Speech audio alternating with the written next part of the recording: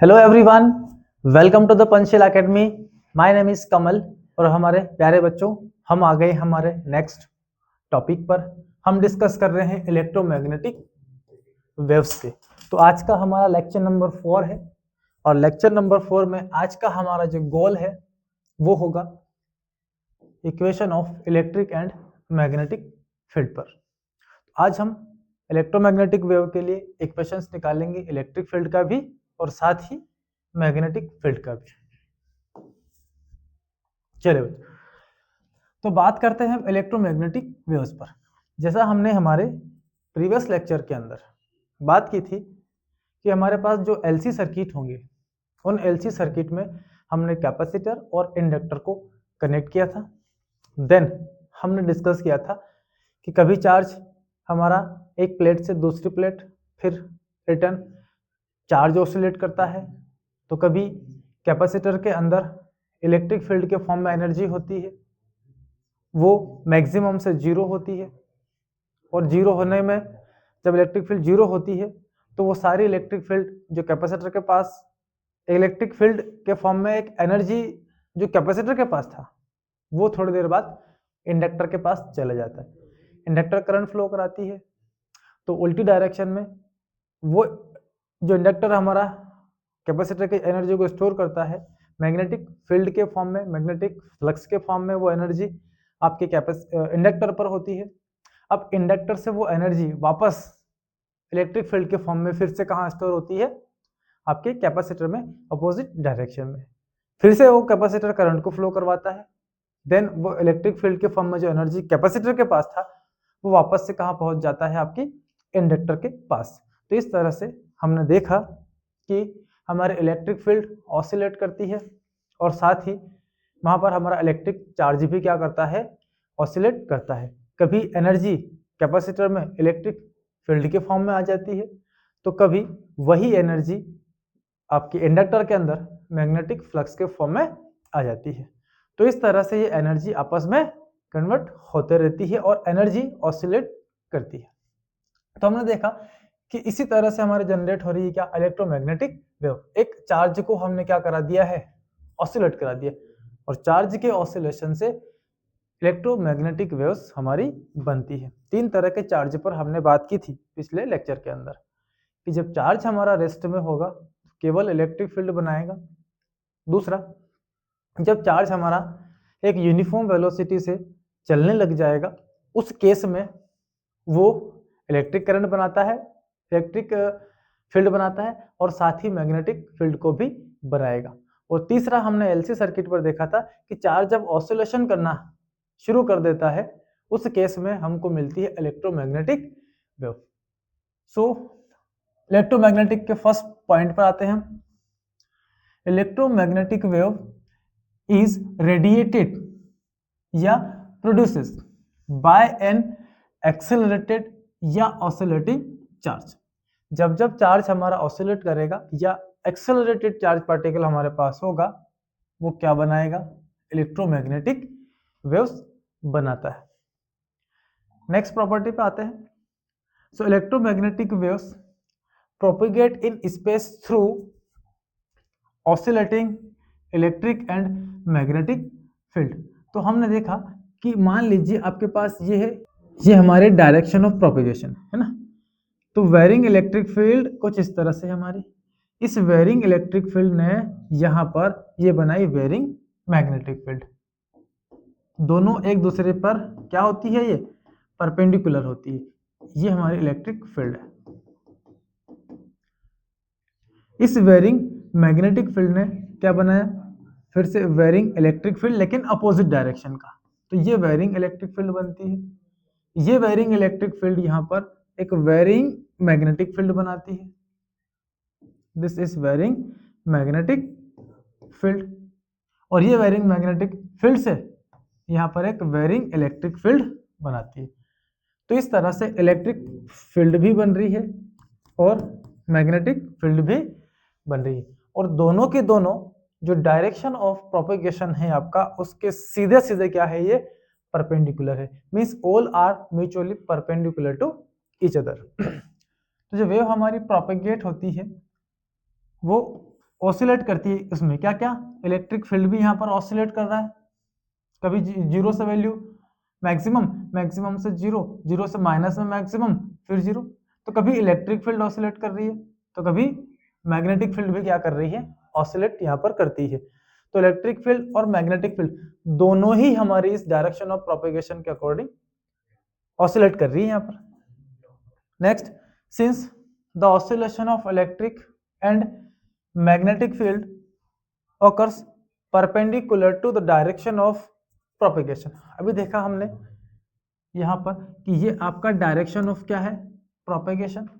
जो electric field इसके बन रहा है डायरेक्शन ऑफ प्रोपेगेशन से वो परपेंडिकुलर है। जो मैग्नेटिक फील्ड हमारा यहाँ बन रहा है वो मैग्नेटिक फील्ड भी कैसा है, परपेंडिकुलर है। अगर आपका इलेक्ट्रिक फील्ड यहाँ ऐसा बन रहा है तो मैग्नेटिक फील्ड यहाँ ऐसा बन रहा है।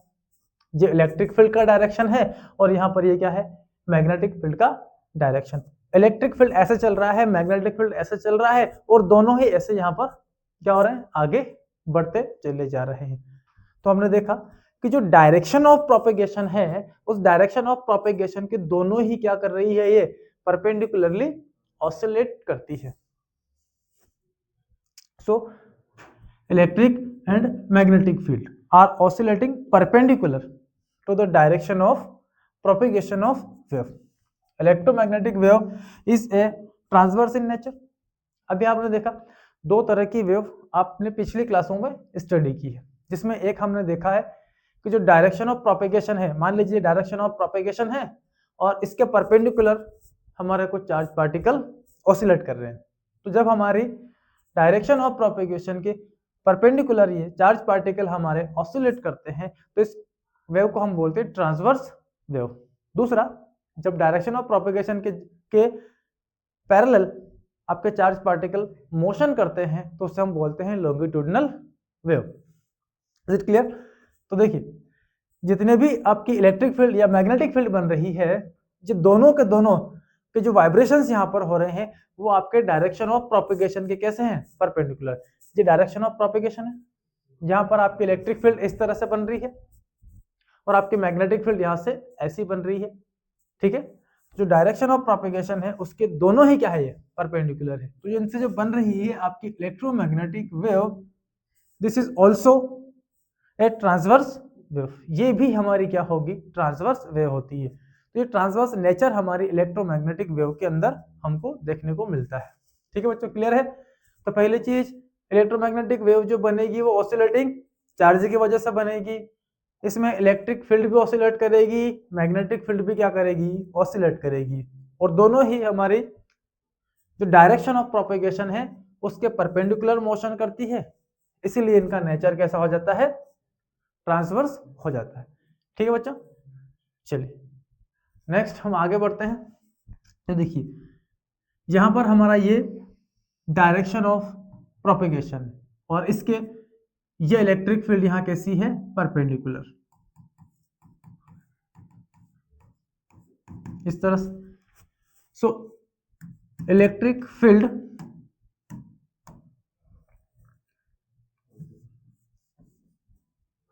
in electromagnetic wave, electric field is perpendicular to direction of propagation, direction of propagation। ठीक है, तो ये इलेक्ट्रिक फील्ड है, ये इलेक्ट्रिक वेक्टर से सारे के सारे यहाँ पर जो परपेंडिकुलरली क्या कर रहे हैं, वाइब्रेशन कर रहे हैं।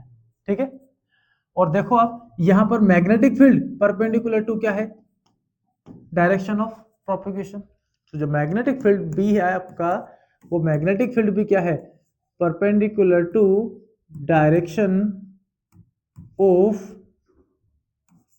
Propagation. So both fields are perpendicular to the direction of propagation and both are also perpendicular to each other। Electric field अगर डायरेक्शन ऑफ प्रोपेगेशन कैसे, परपेंडिकुलर मोशन कर रहा है, मान लीजिए ये एक्स एक्सिस है तो ये इलेक्ट्रिक फील्ड आपकी वाई एक्सिस में क्या कर रही है, वाइब्रेट। और मैग्नेटिक फील्ड जो आपकी है वो ऐसे जेड एक्सिस में क्या कर रही होगी, वाइब्रेट। तो ये वाई एक्सिस और ये जेड एक्सिस, ये दोनों भी आपस में कैसे हैं, एक दूसरे के परपेंडिकुलर। तो इस तरह से जो इलेक्ट्रिक फील्ड है, this electric field is also perpendicular to the magnetic field. तो तीनों भी आपस में क्या हो गए, परपेंडिकुलर। इलेक्ट्रिक फील्ड प्रोपेगेशन के परपेंडिकुलर, मैग्नेटिक फील्ड प्रोपेगेशन के परपेंडिकुलर, और दोनों भी आपस में क्या है, परपेंडिकुलर। अगर इधर हमारा डायरेक्शन ऑफ प्रोपेगेशन है एक्स एक्सिस में, तो यहाँ पर ये इलेक्ट्रिक फील्ड मिलेगी हमें perpendicular to this axis, and यहाँ पर क्या मिलेगी आपको, magnetic field. All are mutually perpendicular to each other. Is it clear? चलिए नेक्स्ट हम आगे बढ़ते हैं और फाइंड करते हैं हम equation of electric field and equation of magnetic field.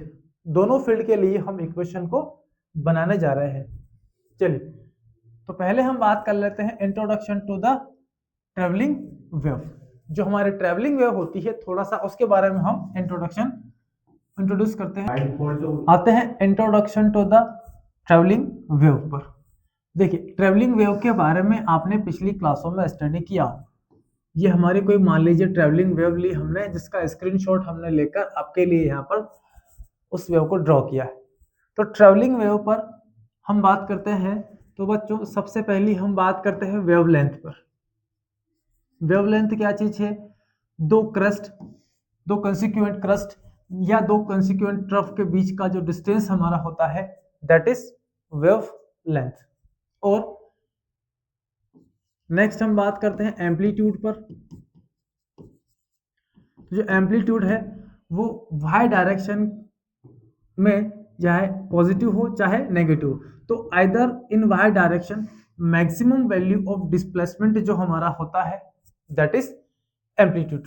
Okay, साथ ही आपने वेव नंबर के बारे में स्टडी किया होगा। सो वेव नंबर के इज इक्वल टू होगा हमारा 2 pi by lambda, that is wave number. ये कांस्टेंट फेज डिफरेंस को रिप्रेजेंट करता है। जब लेमडा इज इक्वल टू आप 1 कर देते हैं तो के इज इक्वल टू क्या आ जाएगा हमको, 2 पाई। सो के हमारा यहाँ पर क्या कहलाता है, वेव नंबर हो गया। ओके, नेक्स्ट हम बात करते हैं फ्रीक्वेंसी पर। तो फ्रीक्वेंसी जो हमारी होगी उसको हम डिनोट करेंगे किससे, एफ से। और यहां पर एंगुलर फ्रीक्वेंसी होगी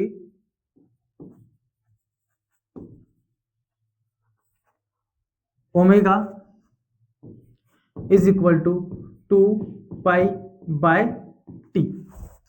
इस 1 बाय टाइम को हम लिख सकते हैं एफ या फ्रीक्वेंसी। तो एंगुलर वेलोसिटी या तो 2 पाई बाय टी ले सकते हैं आप, या 1 by T equal to frequency कर सकते हैं, क्योंकि फ्रीक्वेंसी और टाइम पीरियड एक दूसरे के रेसिप्रोकल होते हैं। Frequency is equal to 1 upon time period. Okay, तो ये थे हमारे ट्रेवलिंग वेव के काम आने वाले कुछ टर्म्स जो हमको हेल्प करने वाले हैं इलेक्ट्रोमैग्नेटिक वेव में भी। Is it clear? चलिए, तो ये था हमारा ट्रेवलिंग वेव, जिसको हमने हमारी प्रीवियस क्लास में भी स्टडी किया है, और ये सारी चीजें आप लोग ऑलरेडी स्टडी कर चुके हैं। तो आपको इन सभी चीजों के बारे में एक बेसिक नॉलेज होनी चाहिए। लेमडा वेवलेंथ होगा, ए एम्पलीट्यूड होगा, के हमारा वेव नंबर है, एफ हमारा फ्रीक्वेंसी है, और एंगुलर वेलोसिटी को हम ओमेगा से डिनोट करते हैं। ठीक है बच्चों, क्लियर है? तो चलिए इस ट्रेवलिंग वेव का हम फाइंड करते हैं डिस्प्लेसमेंट इक्वेशन। सो इस ट्रेवलिंग वेव को हम लेते हैं और इसका हम एक स्क्रीनशॉट यहाँ पर लाते हैं। ये किसी ट्रेवलिंग वेव को रिप्रेजेंट करता हुआ एक वेव डायग्राम है। देखिए ये है direction of propagation x axis में, और इसके मॉलिक्यूल्स के जो वाइब्रेशंस हो रहे हैं वो हो रहे हैं वाई डायरेक्शन में, means perpendicular to direction of propagation. ये एक ट्रांसवर्स नेचर हमको रिप्रेजेंट कर रही है। इस तरह से यहाँ इसके ऑसिलेशन कुछ इस तरह से हो रहे हैं। शुरुआत में 0, फिर डिस्प्लेसमेंट बढ़ता है बढ़ता है बढ़ता है, और फाइनली मैक्सिमम से फिर क्या होता है, डिस्प्लेसमेंट धीरे धीरे 0 होता है। फिर उल्टी डायरेक्शन में ये वाइब्रेशन से स्टार्ट होते हैं। इस तरह से ये वेव जैसे जैसे टाइम t बीतता जाएगा, ये x डायरेक्शन में ट्रेवल करती हुई हमको यहाँ से मिलेगी। तो हम देख रहे हैं कि जो y हमारा है y डिपेंड कर रहा है किसके ऊपर, x के ऊपर। x डायरेक्शन में ट्रेवल कर रही है, x डिस्टेंस यहाँ से ट्रेवल करेगी, सो y depends on distance x। It means y is function of x। जैसे जैसे यहाँ पर टाइम बीतता जाएगा वैसे वैसे डिस्टेंस x बदलता चला जाएगा, तो y की वैल्यू भी क्या करेगी, इस x के ऊपर डिपेंड करेगी। देखिए टाइम जब 0 है इस समय y की वैल्यू कितना है, 0। टाइम जब कुछ हो जाएगा इस समय ये वेव ट्रेवल करते हुए यहाँ हो जाएगा, मीन्स ये अगर वेव का फेस 0 है, ये वाली फेस 90 है, ये फेस 180 है, तो 90 के फेस पर y की मैक्सिमम वैल्यू हो जाएगी, 180 पर y की वैल्यू कितनी हो गई, 0 हो जाती है।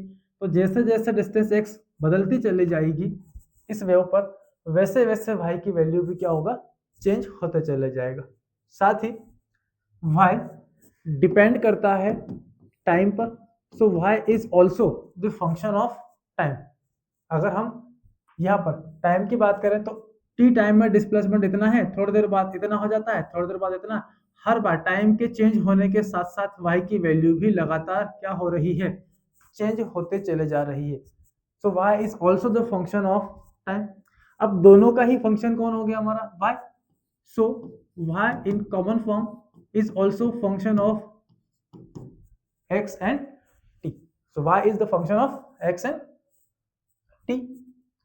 so दोनों साइनसोइडल ये वेव हमारे यहाँ पे मिल रही है, तो जो इक्वेशन हमको मिलेगा डिस्प्लेसमेंट का, that is equal to a into sine के x plus minus omega t, या इस इक्वेशन को हम लिख सकते हैं a साइन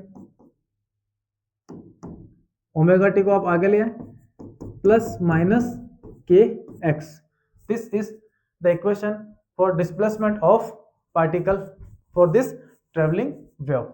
यहां से हम इसका डिस्प्लेसमेंट फाइंड कर सकते हैं।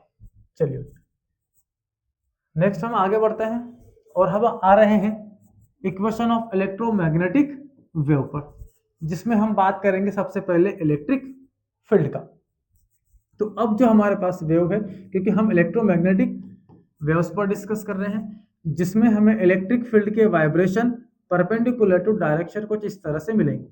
यहाँ पर ये आपके इलेक्ट्रिक फील्ड की मैक्सिमम वैल्यू गिवन का होगा, ये पॉजिटिव डायरेक्शन में, और ये उल्टी नेगेटिव डायरेक्शन में ई का क्या होगा, मैक्सिमम वैल्यू। और ये हमारा डायरेक्शन ऑफ प्रोपेगेशन है, टी टाइम में इसका फेस बदलते जा रहा है और ये इलेक्ट्रिक फील्ड यहाँ पर ऐसे वाइब्रेशन करते जा रही है। So equation for electric field is equal to E equal to E not sine के एक्स माइनस ओमेगा टी। और अभी अभी हमने के की वैल्यू फाइंड की, के इज इक्वल टू होगा 2 pi by lambda into x minus omega की जगह 2 pi by T into t, ये मिलेगा हमें। So E is equal to E not sine, जो यहां पर हमको टी मिल रहा है,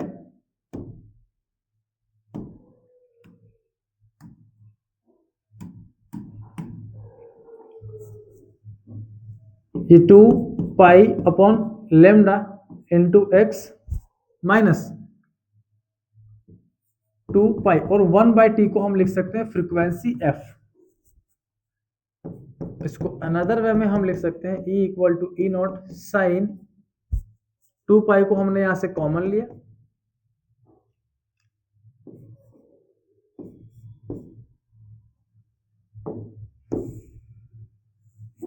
चलो 2 पाई को कॉमन लेते हैं और बचता है X by lambda minus F into T. These are the equation for the electric field. Clear है सभी को? ई नोट यहाँ पर मैक्सिमम वैल्यू है आइदर डायरेक्शन में इलेक्ट्रिक फील्ड का, लेमडा वेव का हमारा वेवलेंथ है, एक्स डिस्टेंस है, और एफ फ्रीक्वेंसी है, और टी इसका क्या है, टाइम। और यहाँ पे जो कैपिटल टी है वो हमारी वेव का है time period. So this is the equation for electric field. Clear है सभी को? चलिए नेक्स्ट हम बढ़ते हैं मैग्नेटिक फील्ड के इक्वेशन की ओर। तो इलेक्ट्रिक फील्ड तो वाइब्रेशन करती ही है, साथ में मैग्नेटिक फील्ड के वाइब्रेशंस भी हमको देखने को मिलेंगे, क्योंकि दोनों इलेक्ट्रिक फील्ड मैग्नेटिक फील्ड को बना रही है और मैग्नेटिक फील्ड इलेक्ट्रिक फील्ड को बना रही है। तो यहाँ पर जो मैग्नेटिक फील्ड का मैक्सिमम वैल्यू होगा हमारा वो होगा B naught. So the equation for magnetic field D is equal to B naught sine kx minus omega T हमको मिलेगा। B is equal to B naught sine k की value हमारे पास है 2 pi by lambda into x minus omega, omega की place पर 2 pi by T into T.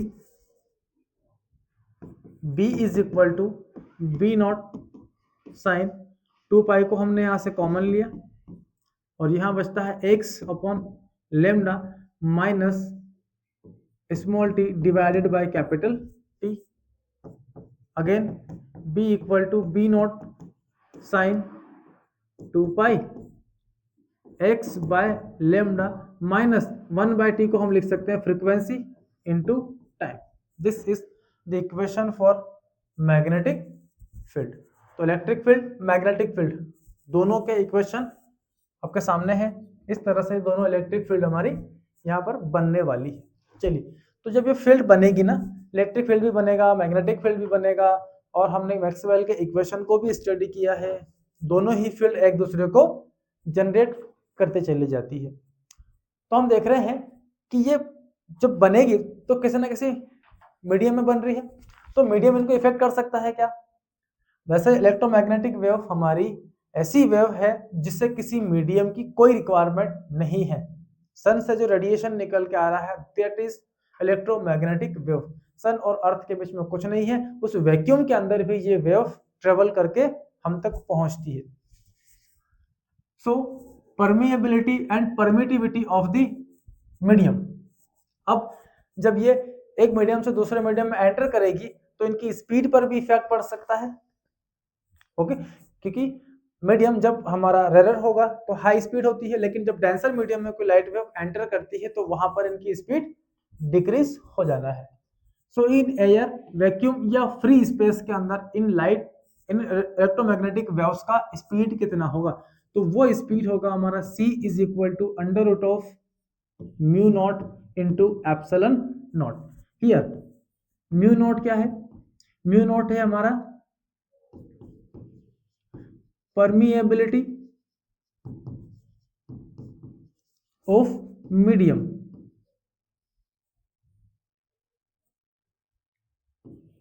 Permeability of medium, और जो एप्सिलॉन नॉट है ये है हमारा परमिटिविटी ऑफ मीडियम।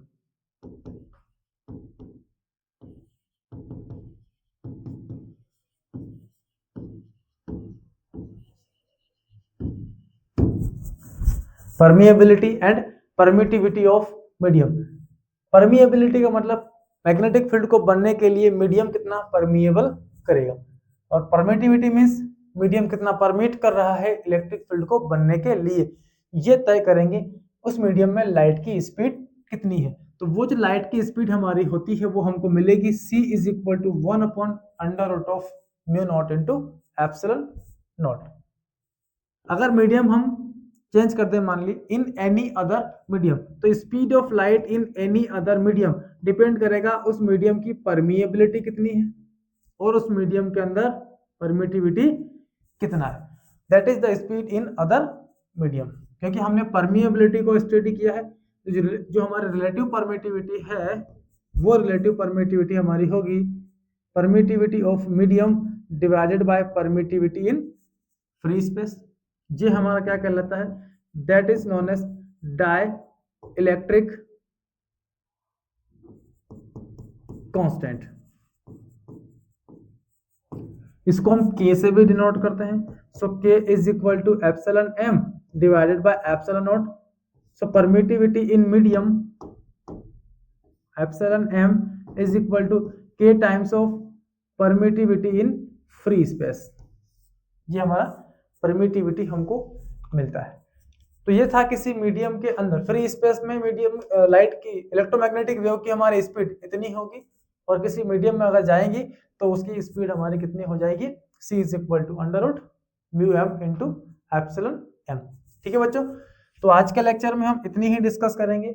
आज हमने इलेक्ट्रोमैग्नेटिक वेव के लिए इलेक्ट्रिक फील्ड के इक्वेशन को स्टडी किया है, साथ ही हमने मैग्नेटिक फील्ड की इक्वेशन को भी स्टैब्लिश किया है। नेक्स्ट लेक्चर के अंदर हम बात करेंगे एनर्जी, डेंसिटी और इलेक्ट्रोमैग्नेटिक वेव के मोमेंटम पे। साथ ही हम बात करेंगे इलेक्ट्रोमैग्नेटिक वेव की कुछ बेसिक प्रॉपर्टीज के ऊपर। तो नेक्स्ट लेक्चर को वॉच करना आप बिल्कुल भी ना भूलें। मिलते हैं आपसे नेक्स्ट लेक्चर के अंदर, तब तक के लिए पढ़ते रहें।